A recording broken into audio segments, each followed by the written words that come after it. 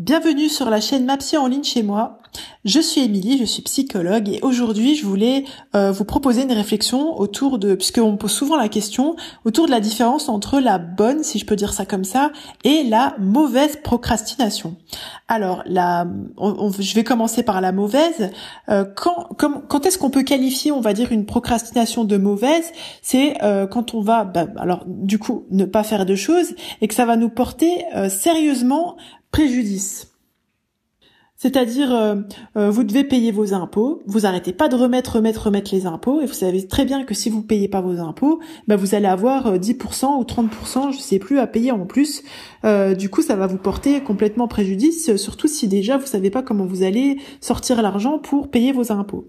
Alors, petite parenthèse, puisque j'entends souvent ça, on avait jusqu'à maintenant, et dans l'inconscient collectif, si je peux dire ça comme ça, quand on procrastinait, c'est parce qu'on avait des difficultés à s'autodiscipliner, on n'arrivait pas à se motiver, on était feignant, ou on a la flemme.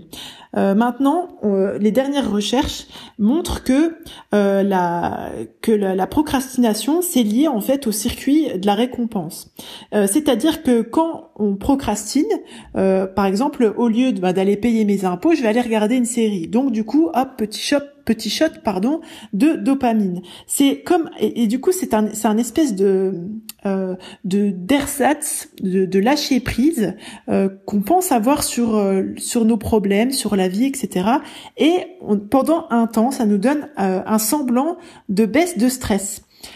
Pourquoi ? Parce que en fait, dans nos quotidiens, tout à chacun, on a du stress parce que on doit gérer notre famille, on a un travail à accomplir, on a des relations dans lesquelles on peut ressentir du stress, et du coup, procrastiner comme ça, remettre à plus tard avec des petits détails comme alors c'est pas un petit détail les impôts mais une facture ou vraiment un truc que vous n'êtes pas obligé de faire, ça va être votre manière de vous donner une petite dose d'évasion.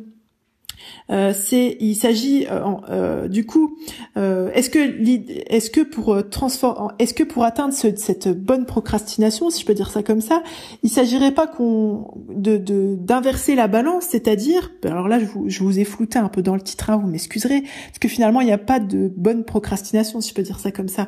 Mais là où je voulais vous emmener, c'était, est-ce qu'il s'agit pas en fait de faire face entre guillemets au stress qu'on accumule dans notre quotidien, dans nos vies, dans nos familles, dans nos vies professionnelles, dans notre relationnel, de sorte à ce qu'on n'ait plus besoin de ces ersatz de lâcher prise, de ces semblants de shots de dopamine qu'on a quand on procrastine quelque chose.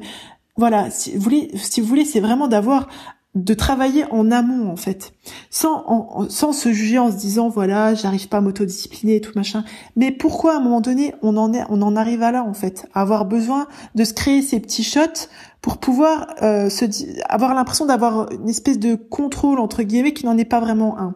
Est-ce que ce serait pas plus productif pour nous de faire face à ce qui nous stresse vraiment et de régler ces questions qui nous stressent en arrière-fond et qui nous poussent par manque finalement, parce qu'on n'a plus cette disponibilité d'agir, à nous créer nos petits moments de recul comme ça dans cette dans ces petites expériences de procrastination.